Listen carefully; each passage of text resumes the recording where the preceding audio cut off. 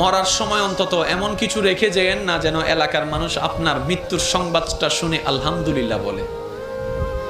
এমন কিছু রেখে যেন না যেন আপনার ছেলেরা, আপনার নাতিরা আপনার নাম শুনলে যেন লানত দেয়। এটা জীবন নয়, এটা জীবন নয়, এটা জীবন নয়।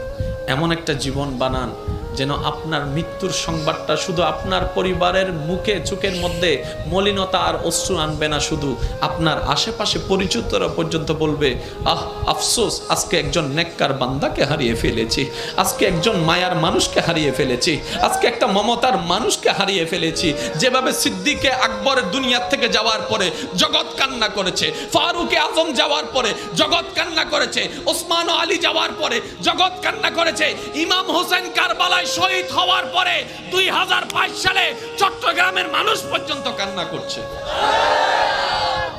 আল্লাহু আকবার।